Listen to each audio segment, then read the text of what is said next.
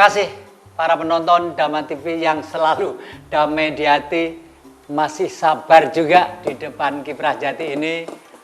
Dan sekali lagi saya ingatkan, anak-anak mungkin kapan lagi menerima ilmu pengetahuan yang sudah tidak pernah diajarkan ke negeri ini, kalau tidak di depan Kiprah Jati. Oleh karena itu, syukurlah anak-anak sekarang sudah mulai keranjingan, bahkan kemarin di UB mengundang kami ke sana supaya bicara tentang budaya-budaya, adiluhung leluhur dan sebagainya. Artinya Dhamma TV ini semakin digandrungi oleh masyarakat karena mempunyai karakter, mempunyai visi dan misi demi kemanusiaan. Tidak ada jalan kecuali hamemayu, hayu ing bawono, sesuai dengan apa yang sering wacanakan oleh para bante kita. Nah, para penonton Dhamma TV yang kami muliakan, mungkin tidak akan disayang kalau tidak sangat dikenal. Sebenarnya kita dulu memang berangkat dari sejarah ini, sejarah yang pernah beribu tahun yang lalu, yang ditulis oleh orang barat kebetulan, berangkat dari Kidung Agung. Kidung Agung itu dibuat oleh Begawan Walmiki di India belakang, karena yang nulis di Eropa, New Delhi, India sana, belakangnya kita gitu. Jadi kita itu dulu India belakang. Oleh karena itu Laut Selatan namanya Laut India. Nah, Begawan Walmiki itu di dalam pagelaran wayang kulit ternyata juga Begawan Abiyasa ini. Beliau kalau Begawan itu sudah sabdanya nama Romo beliau, makanya disebut Kanjeng Pangeran Abiyasa. Kanjeng itu harus berani di depan ya. Ingkang ngajeng harus terdepan ya. Lalu pangeran tuh pangengeran, harus terdepan menjadi orang panuntun yang patut dingengeri ya. Ojo ngowahi nasi tapi kasih ilmu gitu loh. Jadi lek duwe ilmu itu jelas enak, golek sego ya gampang gitu loh ya. Nah, itulah sebenarnya. Sekarang pelan-pelan sejarah kita ungkap kembali. Dan kebetulan sekali lagi, hari ini istimewa sekali tamu agung dengan niat yang suci dan kemauan yang revolusioner untuk membangkitkan kembali berkibarnya Nusantara di forum dunia. Dan ini punya modal, punya alasan, dan punya argumentasi yang tidak dipatahkan oleh pikiran manusia yang tertinggal di muka jagat raya ini. Terima kasih Anda sudah tepuk tangan di depan televisi. Nah, ini kembali ke Profesor ini kalau mungkin nambahi jawab pertanyaan-pertanyaan mereka. Baik, terima kasih atas beberapa pertanyaannya, akan saya jawab terurai dengan rinci. Yang pertama tentang etika kita tentang tradisi Jawa maupun di seluruh Nusantara ya. Saya kerusuhin ke Jawa. Saya sudah sebagai seorang ahli di sana akan menempatkan sesuatu itu yang saya katakan namanya lokal genius. Dari Sabang sampai Merauke kan sekarang sudah ada visit Indonesia, I love Indonesia gitu loh ya. Tadi saya sudah bicara secara rinci. Ada 3 indikator. Tubuh kita pun sama. Saya akan pecah lagi. Ada zaman dulu sejarah. Tertulis, tercatat gitu kan oleh para sejarawan. Nah, kemudian kalau kita orang Jawa harus punya budaya, yaitu sebagai lokal genius tadi itu memahami nilai tradisi leluhur yang kata Kanjeng tadi itu secara totalitas.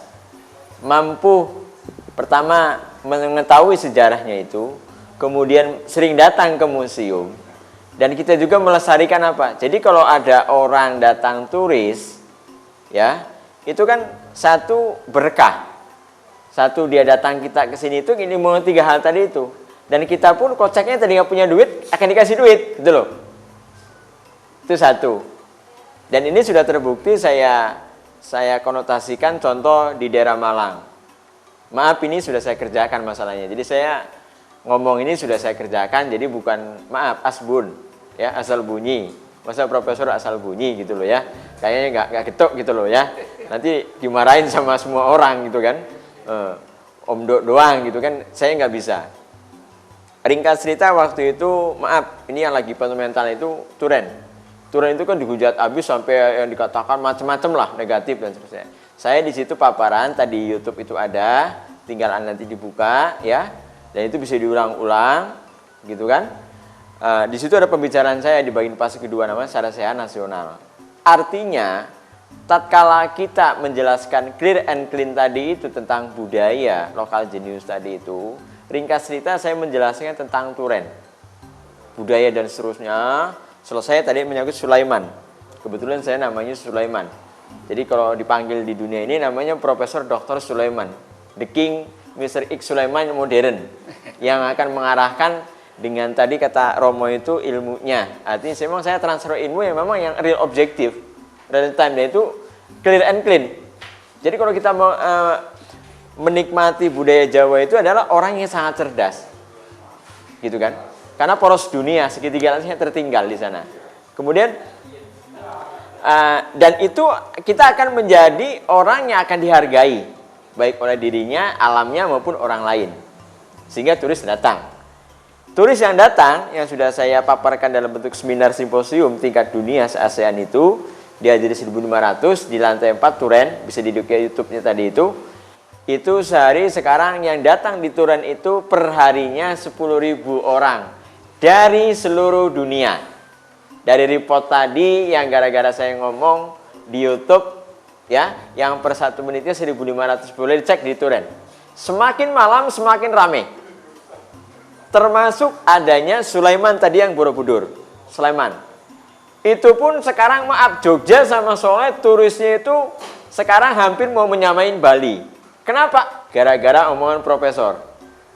Karena saya kalau ngomong itu neliti dulu, dicocokkan dulu. Ibarat saya mau bikin adon itu pasnya sesuai gitu loh, ukuran takarannya. Tidak asal ngomong. Download dari Google, bagus tabut dari sini terus ngomong, nggak bisa. Saya ukuran takarannya sesuai dengan alam. Contoh tadi saya bikin film Napak Tilas Prabu Siliwangi. Itu 43 tahun. Bukan asal-asalan. Kenapa? Mau ditonton oleh 7 miliar manusia. Kalau saya salah, berarti saya adalah orang yang ngebohongin 7 miliar manusia. Itulah saya. Ya, termasuk orang Jawa tadi itu. Jadi kalau ingat dengan Prof, buka aja YouTube-nya. Nanti tanya sama beliau. Kemudian yang kedua tentang sejarah. Sejarahnya tadi betul, Pak. Yang terkait dengan tadi bisnis sejarah ke depan. Bagaimana? Ini terkait sekali. Kalau kita memahami sejarah itu ibarat kompas kehidupan. Baik itu sejarah yang tercatat tadi dalam bentuk buku yang sudah ada, ataupun yang tidak. Saya akan clear and clean ke Bapak. Maaf para raja ini, kebetulan saya Ketua Umum Perserikatan Kolateral Raja Sultan Nusantara. Kebetulan yang mulia Kanjeng juga beliau masih raja juga sebenarnya. Raja yang asli. Sebab kalau raja yang asli tanpa pamrih, nggak ingin pamer, nggak ingin kayak gimana gitu. Kenapa? Ya kalau rojo ya rojo gitu loh. Nggak usah dipamer-pamerin, semua masyarakat akan tahu. Nggak perlu. Gitu. Jadi, Profesor Sonogorgonya waktu itu yang, maaf, seorang ahli sejarah juga, Belanda akan mungkin tahu semua, itu memecah belah dari Sabang sampai Merauke, karena saya kebetulan turunan Raja Cirebon, buyut Sesari itu yang kelima saya, Pak. Tiap raja yang seluruh Indonesia ini dipecah menjadi 4.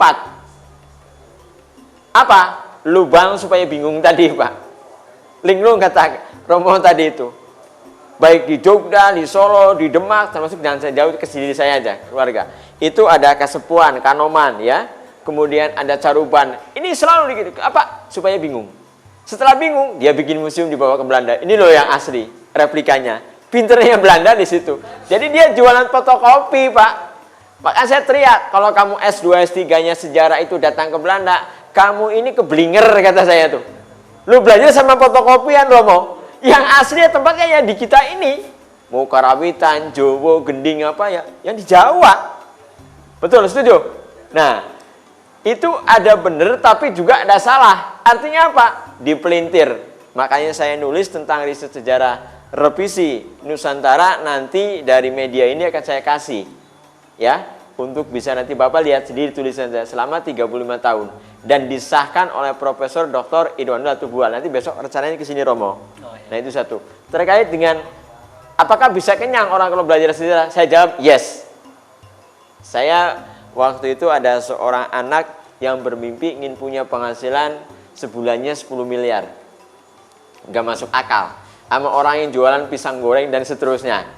berapa turunan gitu loh ya. Kemudian kemarin kancing saya tak bawa waktu datang ke Bandung itu, saya bikin gua Arca Manik selama kurang lebih 13 tahun, cuma 2 orang. Pakai cangkul lagi, Pak. Kalau bikin turen ini kan lumayan banyak orang ini nih, nggak masalah. Ini udah 4 lapis bumi ngerok pakai cangkul, Pak. Lubangnya itu nanti akan saya bikin 9 lubang. Sokonya ini masuknya itu pintu masuk ada 9 Romo. Kemudian nanti soko dalam itu 1000. Sekarang contoh, kenapa Bali lebih duluan? Ringkas ceritanya begini, Bali itu adalah expand dari orang-orang Jawa Barat, Jawa Tengah, Jawa Timur yang kehabisan kapling bahasa saya itu. Pindah ke Bali, urih-urih budaya, dia istilahnya cinta kepada leluhur. Kalau kita menghargai leluhur, ya rezekinya jadi makmur. Orang Bali itu terkait dengan Romo tadi itu, Prof. Itu kalau Gunung Padang itu penelitian siapa? Ini orang ini di depan Romo. Gunung Padang itu saya ceritakan ada 7 titik. Karena saya sudah penelitian tentang bumi selama 40 tahun. 1, Gunung Padang di film yang 43 tahun saya bikin. Kedua, Cianjur yang lame, yang kemarin saya dana ada 24 miliar. Kemudian yang ketiga, umat Nabi Adam yang asli orisinin itu suku Baduy. Kampung Naga itu umat Nabi Adam, Romo. Bukan ada yang maaf, yang ada di Mekah. Ya, masa orang akan hidup selamanya di padang pasir, emang makan pasir, mampus loh. Betul nggak Romo? Nggak masuk akal, kita real aja deh. Jadi umat yang semuanya ngumpul Indonesia, kenapa? Subur, makmur, gemah, lipah, lo, jinawi, totok, kerentam itu loh. Pusatnya sejarah itu di kita. Buktinya apa? Soloensis. Ih, kanjeng. Wajah Kertensis ada di kita. Gitu kan? Kemudian, kalau kita mempelajari sejarah akan mendapatkan 3 kesenangan. Kesenangan jasmani, kesenangan rohani, kesenangan ruh. Kebetulan saya doktoran di psikologi industri, di ahli bidang sejarah. Makanya tatkala saya membaca suatu peta sejarah ini terkait dengan industri. Ada seorang tukang pisang goreng di Bekasi, yang saya sebutkan, dia sekarang punya penghasilannya itu 1 miliar. Mengalahkan target industri. Jadi kalau jual pisang goreng sudah keliling dunia. Pakai apa? Baru kemarin, dia sudah lebih duluan. Orang Amerika pesan dikirim. Semua. Gara-gara apa? Kalau Kentucky kan udah bosen. Dia ingin pisang goreng. Ya butuh kan? Transfer kan? Apalagi sekarang sudah zaman MEA. Ini pisang goreng aja baru pisang goreng. Apalagi ini budaya. Gitu kan? Saya tadi ngomong ke beliau yang bertanya ke Prof. Prof bisa? Saya coba nanti akan saya kembangkan. Saya akan kasih sebuah film. Dan Tosan Aji itu bisa dikembangkan dan dijual belikan. Oh bisa! Dan 1 titik aja itu bisa menyerap ratusan bahkan ribuan pengangguran. Dan saya melihat data statistik di Indonesia bahkan dunia, sarjana yang nganggur setelah S1, S2, bahkan S3, bahkan profesor pun tidak punya kerjaan banyak-banyak. Kenapa? Karena dia dididik bukan menjadi seorang entrepreneurship. Makanya saya nanti tahun ajaran baru ke sana, Romo, akan maraton dari Sabang sampai Merauke, akan menagih janji. Artinya apa? Contoh, saya punya uang 1 triliun untuk ngongkosin anak saya. Tiba-tiba uangnya 1 triliun ini untuk ngongkosin dari sampai selesai itu, anak saya setelah selesai kuliah itu, bawa ijazah, gondol ijazah, selesai, suruh cari sendiri ijazah. Loh, saya kan investasi 1 triliun. Mana bagi hasilnya, mana apa? Betul nggak setuju? Iya kan? Lagi janji. Artinya apa? Kalau saya invest uang 1 triliun ini kan, anak saya kalau keluar dari perguruan tinggi tadi itu nggak usah cari kerja dong. Kenapa? Kan duit sudah disimpan di sana. Logikanya kan gitu.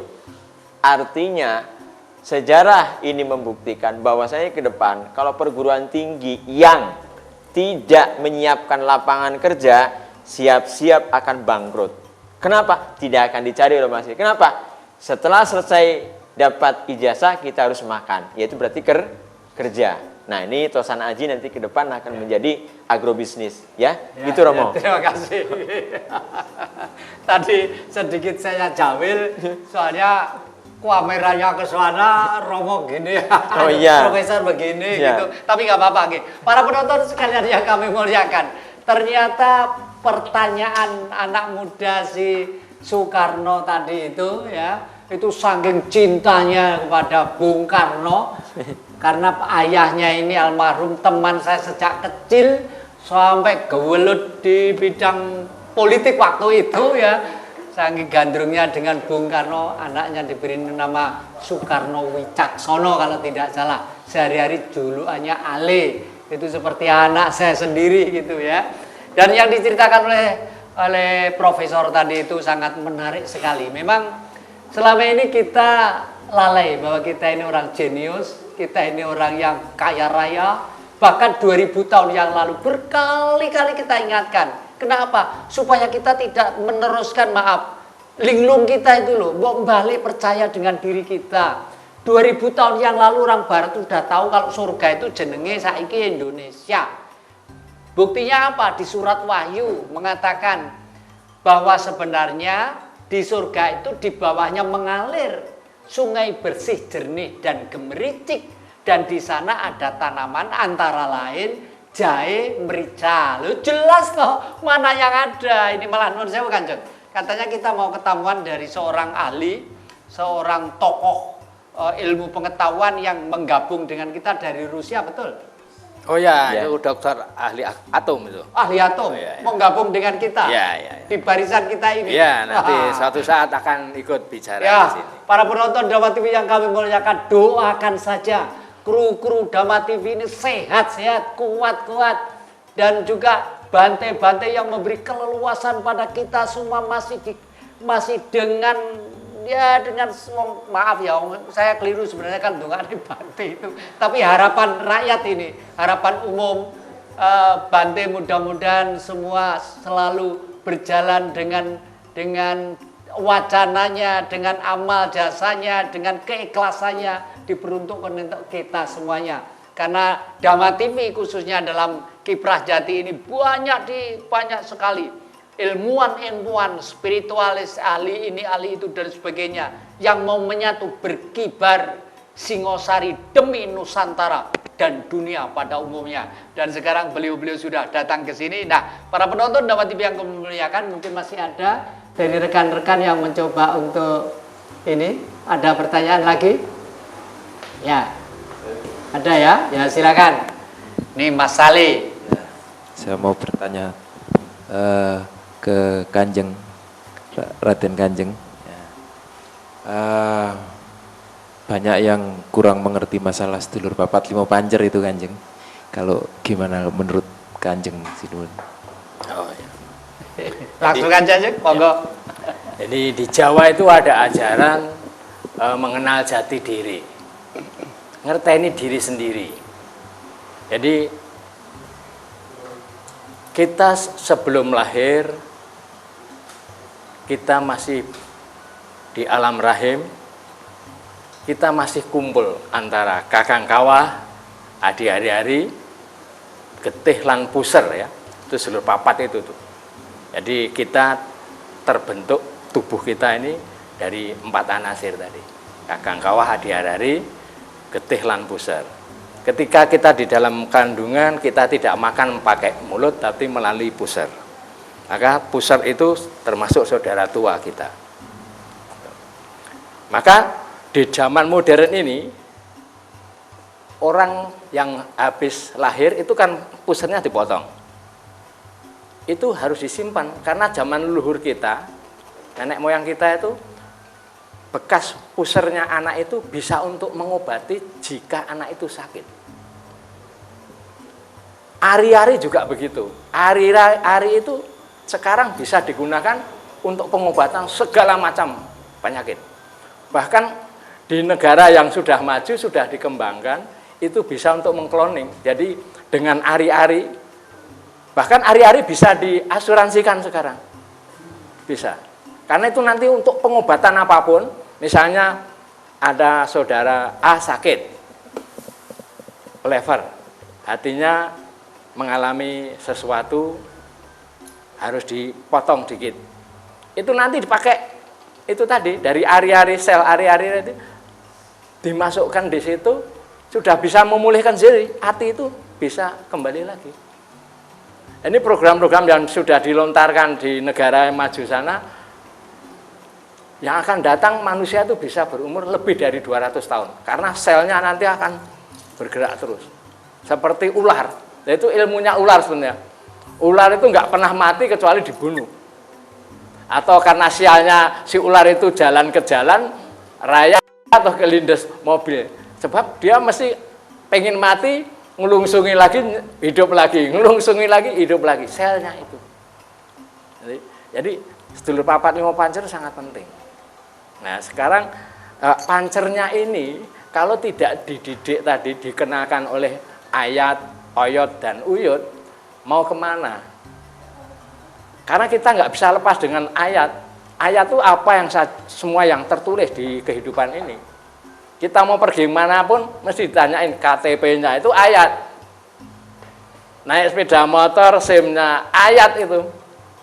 Belum lagi hukum dan adat istiadat yang tertulis maupun yang tidak tertulis. Jadi ada namanya sastro tertulis, sastro tinulis dan sastro tan tinulis, sastro kawedar dan sastro tan kawedar.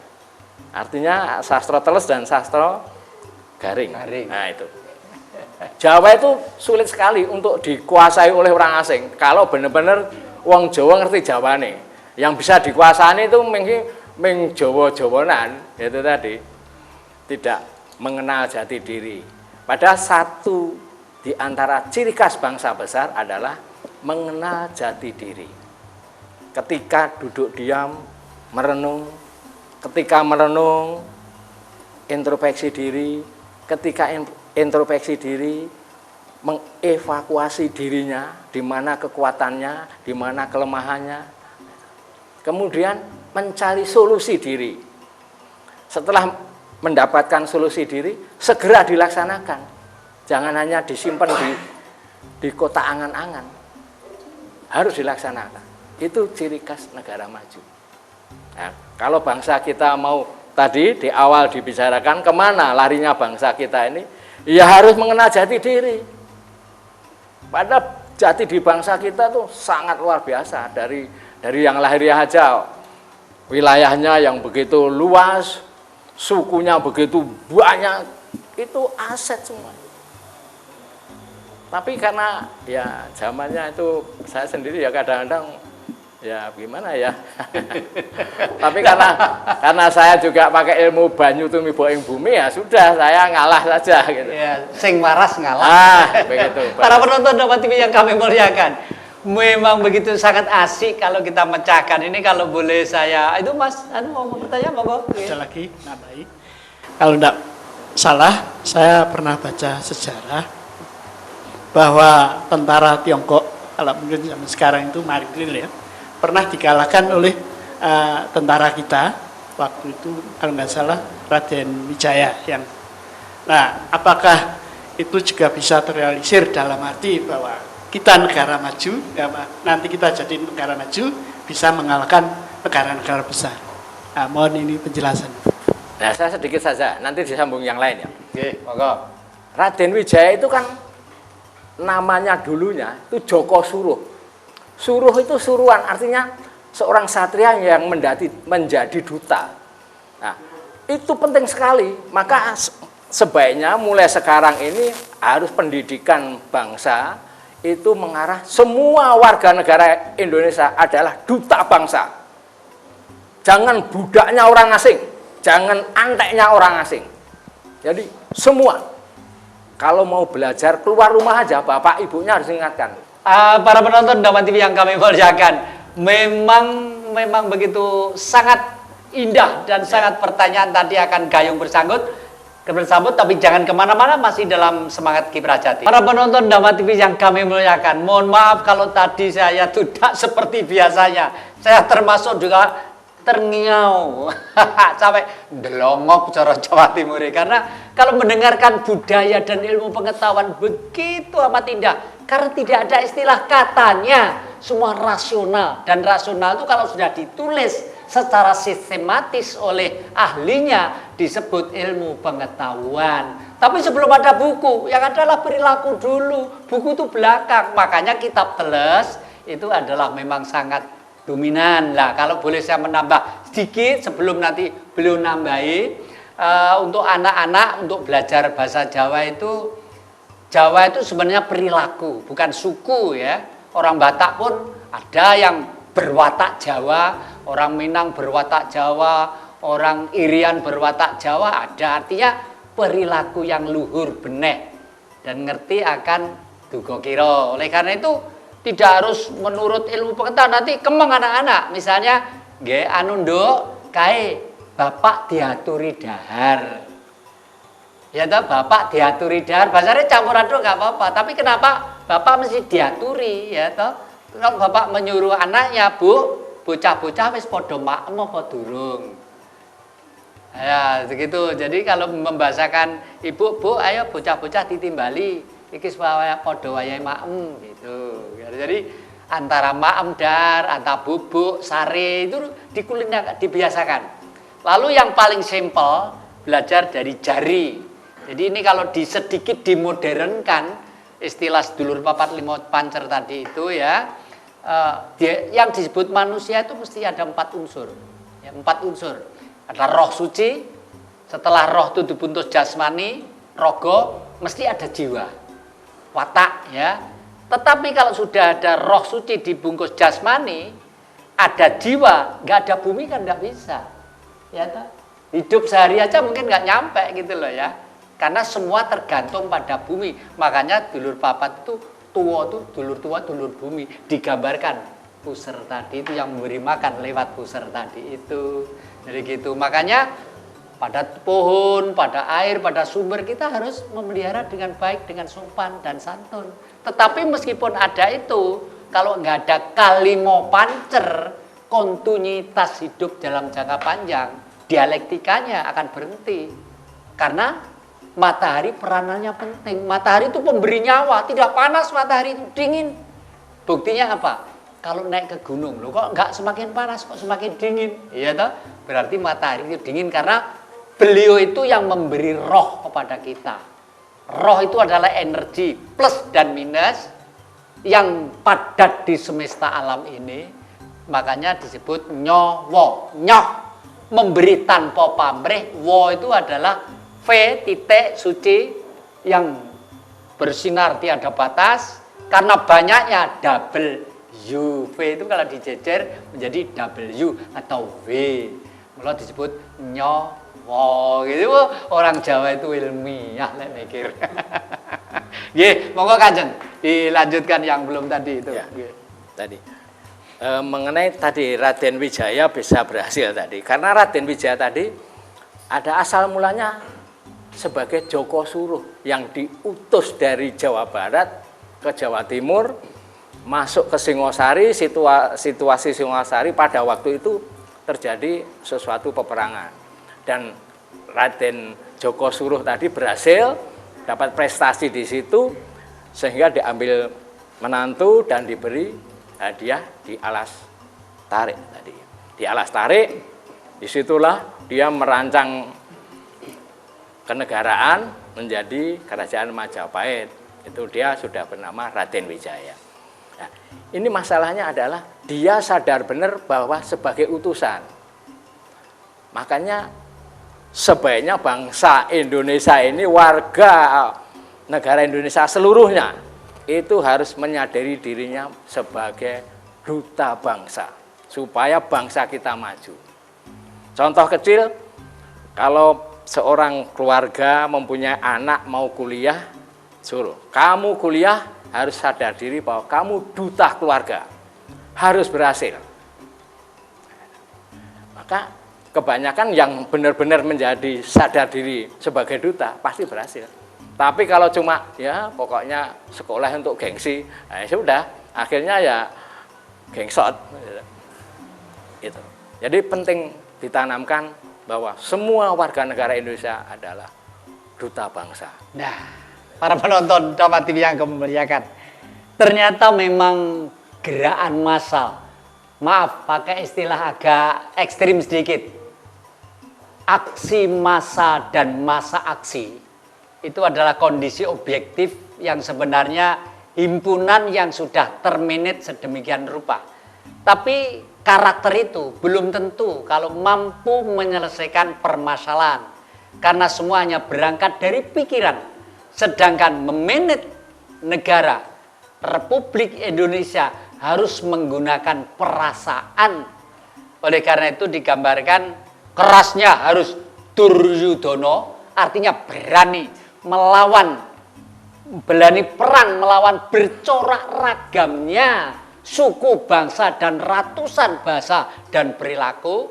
Yudo itu perang, dur itu kondisi yang berporak-porak gitu loh, harus disatukan supaya bisa si leader tadi, si raja tadi itu harus seperti Puntadewa. Dadi Pandhawa kuwi karakternya Ngastina. Itu ilmunya Begawan Abiyasa, Begawan Walmiki di Kidung Agung.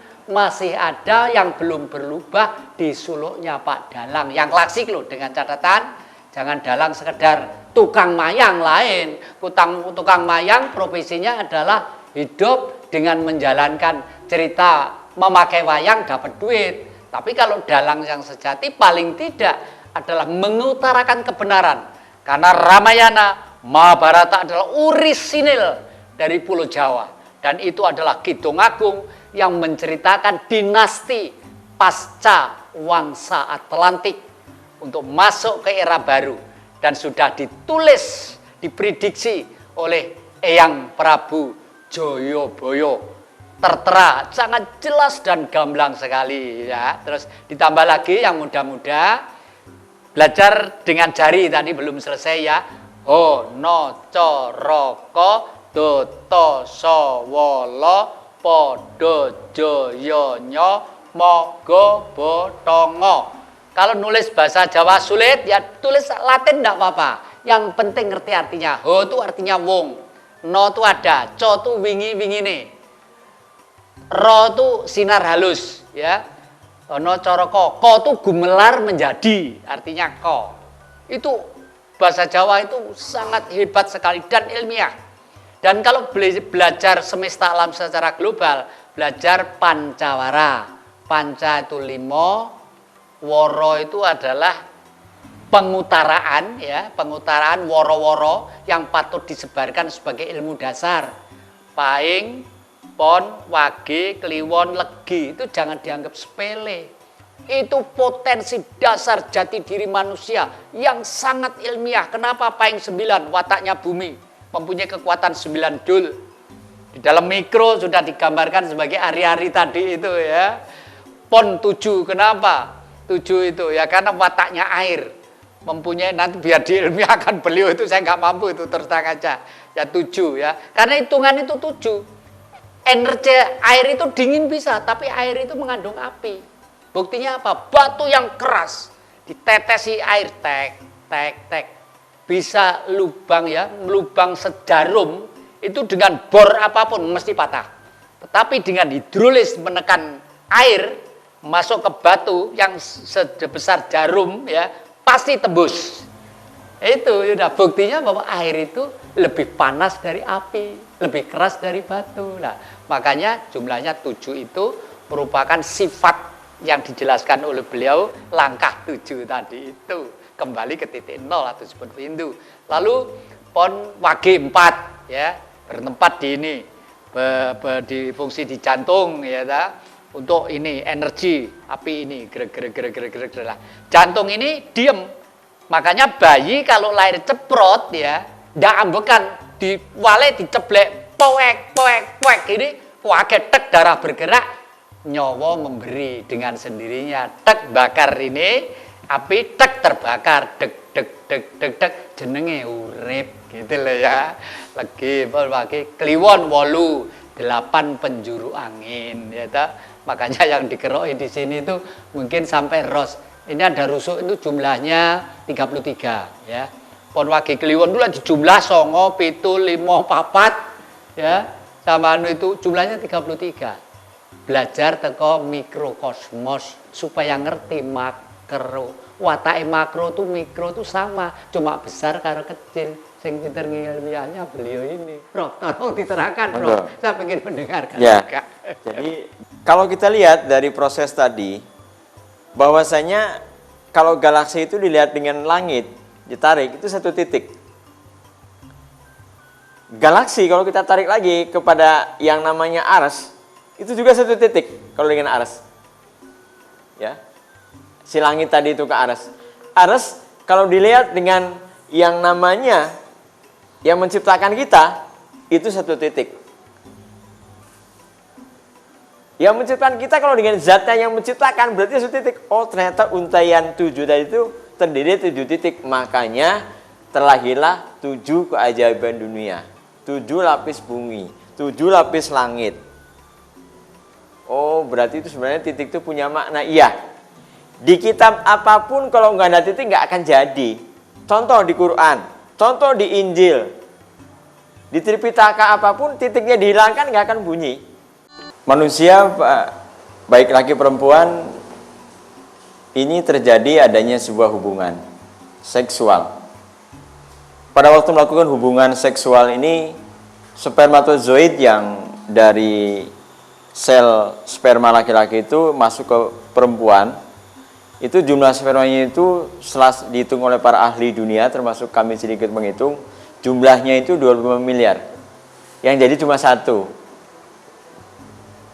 Kalau bagus itu 2. Dibentuk oleh alam di rahim ibu selama kurang lebih 120 hari. 1 bulan dibentuk kepala, 1 bulan kemudian dibentuk badan, 1 bulan lagi dibentuk kaki, yang terakhir dibentuklah tangan. Sehingga pas 120 hari ditiupkanlah adanya ruh, roh, kemudian sistemik dengan underway yang ada di alam semesta ini. Bayi posisinya duduk begini, kakinya terlungkup ke belakang, kemudian kepalanya ngebalik pas 5 bulan, 6 bulan naik lagi, muter-muter-muter seperti toab, ya. Kemudian ke bawah lagi 7, 8 ke bawah, ke atas lagi kepalanya, pas 9 ke bawah.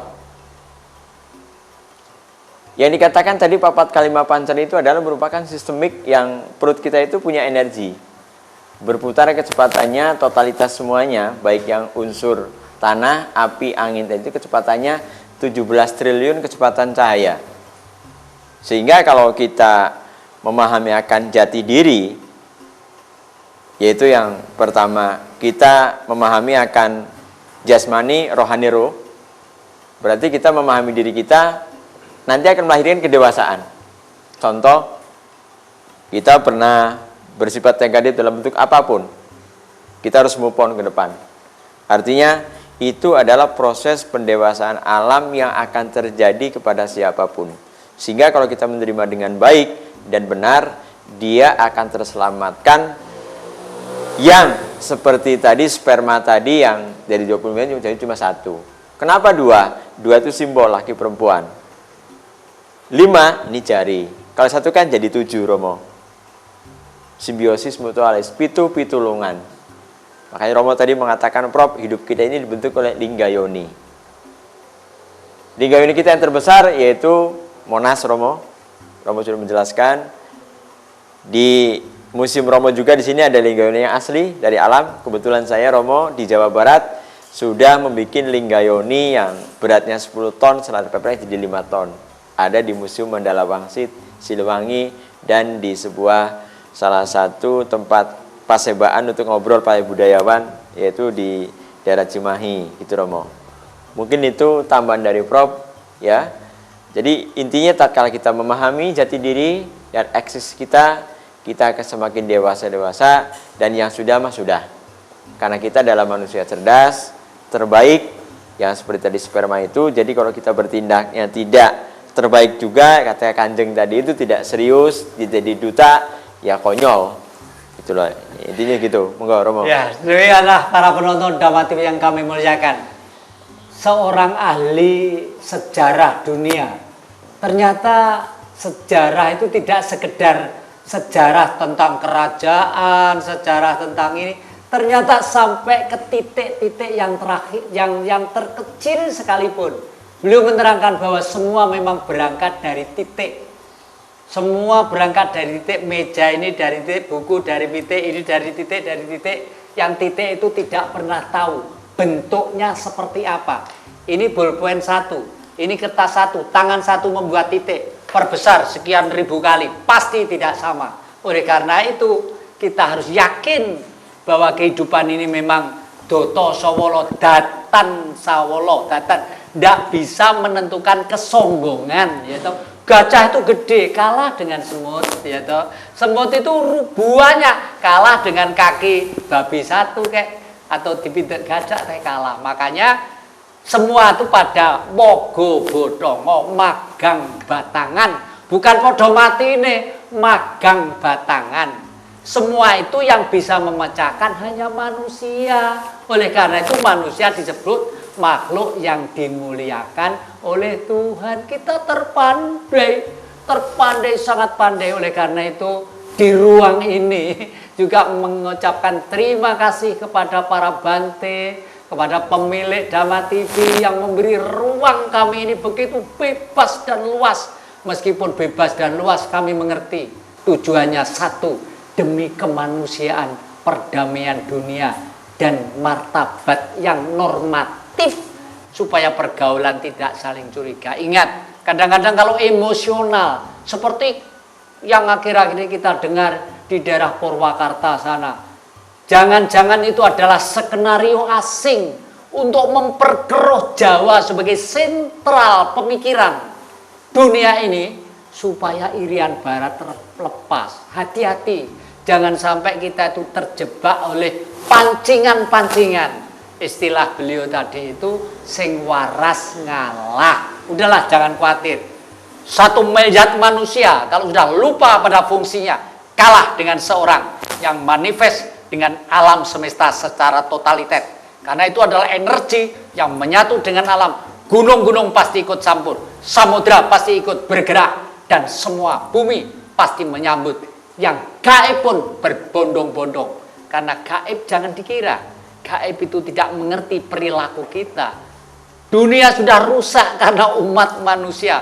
Bahkan boleh dikatakan manusia itu lebih sadis dari binatang. Mohon maaf, bahasa saya agak kasar. Buktinya apa? Mestinya kan kita itu habis oleh harimau, oleh singa. Singa dan harimau tinggal beberapa ekor, karena perilaku manusia ini tinggal beberapa detik. Tolong Prof, kasih saran-saran yang baik, kesan-kesan terakhir. Demikian juga nanti penjenengan, monggo kami persilahkan. Yang pertama, dalam hidup kita ini harus punya 4 unsur. 1, hati harus baik, pikiran positif, kemudian rohani harus indah, semangat kuat. Sekali lagi, hati harus baik, pikiran positif, rohani harus indah, semangat kuat. Itulah saran Profesor, dan dewasalah dalam menghadapi semua masalah. Karena itu adalah proses alam yang harus kita terima dengan senang hati. Terima kasih.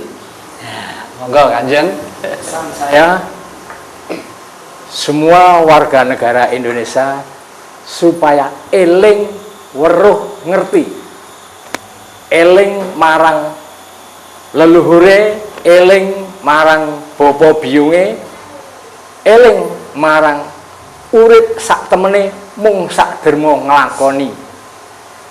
Eling weruh ngerti kahanan sing bakal dilakoni untuk kepentingan lelakon sing bakal dilakoni. Rahayu, rahayu, rahayu. Terima kasih para penonton Dhamma TV yang kami muliakan. Kiprah Jati hari ini betul-betul sangat istimewa. Yang istimewa adalah para penonton. Karena apa? Mustahil kejujuran penonton tidak menembus darah-darah kami, kru-kru kami, usaha kami untuk mengibarkan Dhamma TV. Dan sekarang banyak yang dijanjikan di depan kita. Layar kaca banyak, tapi repotnya kita semakin turun martabat kita. Bahkan bahasa Indonesia rusak karena negeri ini tidak mengamati dengan baik. Oleh karena sudah waktunya kita kembali sumpah seperti sumpah Sang Gajah Mada yang gagah perkasa, dengan dada yang terbuka, dengan optimisme yang tinggi. Prapta ika Dharma Putra Nusantara, ingsun tan hamukti palapa lamun durung eka hing Nusantara, hing tumasik, hing johor, hing gurun, dan lain sebagainya. Nah, Dharma Putra, Prapta eka Dharma Putra Nusantara. Jadi lahir kami ini adalah generasi leluhur-leluhur. Tidak mungkin tanpa leluhur ada kita. Siapa yang mengatur pohon kelapa jaraknya sekian supaya tidak umpel-umpelan? Leluhur kita. Siapa yang membuat sawah bisa ditanduri berkali-kali? Ini waktu padi, ini waktu kedelai, ini waktu kacang dan jagung. Semua sudah sistematis. Sekarang dirusak oleh anak cucunya. Banyak tanah yang gersang. Mbok sana dibuat perumahan. Jangan sawah-sawah dibuat perumahan. Membuat sawah itu tidak gampang. Tidak gampang. Satu kedok ukuran kurang lebih 20 meter persegi. Bisa dimakan turun-temurun. Hebat Panda leluhur kita. Cari bangsa lain yang bisa. Hanya menunggu, mendatangkan duit karena akal saja. Dan bahkan kadang-kadang menghalalkan cara. Prapta Eka. Jadi hadir saya di bumi ini. Dharma Putra Nusantara adalah putra Nusantara. Leluhur kita, leluhur bangsa Nusantara. Di Jawa Tengah ada Gunung Muria. Mustahil gunung itu dinamakan. Bukan karena di itu ada seorang wali yang namanya adalah wali apa? Sunan Kalijogo. Sunan Muria ya. Sunan Muria. Bukan, tapi Sunan Muria namanya karena ada Gunung Muria. Gunung Muria itu dari Lemuria. Bangsa Atlantik lebih canggih dari sekarang. Sekarang kita turun banyak dan sekarang semakin kita menuju ke sana. Oleh karena itu saya tidak keliru mungkin kalau mengatakan sudah waktunya kita rajut kembali benang merah yang lurus itu ya. Satu, kita adalah bangsa Indonesia sesuai dengan yang diharapkan Sang Kanjeng Abioso tadi itu, yang demikian gagap, gagah dan optimis, meskipun beliau Kanjeng itu adalah yang harus berada di depan ya. Lalu pangeran itu pangengeran terdepan untuk dingengeri, meskipun tidak bisa memberi, tapi memberi pemahaman, penerangan, ya, memberi sinar yang padang dan bagus. Nah, para penonton Dhamma TV yang kami muliakan, sekali lagi kami terima kasih kepada Profesor, kepada Kanjeng Bios yang sudah, bahkan saya sejak pagi melihat beliau itu telepon terus ke temannya, ahli-ahli dari Rusia, ahli-ahli dari daratan Asia juga diharapkan untuk bisa menyatu di semangat Singosari yang tak pernah lekang karena penas dan tidak pernah lapuk karena hujan itu. Dan para penonton Dhamma TV, terima kasih doa Anda semuanya kepada kami semuanya. Tapi sekali lagi, bagaimanapun pula waktulah yang membatasi kita dalam ruang setiap minggu ini. Tetapi kita pasti akan berjumpa di lain kesempatan. Dengan harapan seperti yang sudah, saran-saran, kritik-kritik, usul-usul pasti kami terima. Hanya saja kalau kadang-kadang nunggu waktu, itu saking banyaknya kita prioritaskan mana yang lebih penting. Istilah Bung Karno, ambek parama arta, yang relevan dengan tuntutan zaman supaya tese itu menjawab antitese itu menjawab tese sehingga ketemu sintese yang baru. Nah, terima kasih para penonton Dhamma TV yang kami muliakan. Dhamma TV selalu damai di hati. Dan jangan lupa ketemu kita setiap hari Minggu jam 6 sore dan biasanya diulangi hari Senin jam 12 siang. Sudah barang tentu dengan semangat Ki Prajati. Rahayu. Rahayu. Rahayu.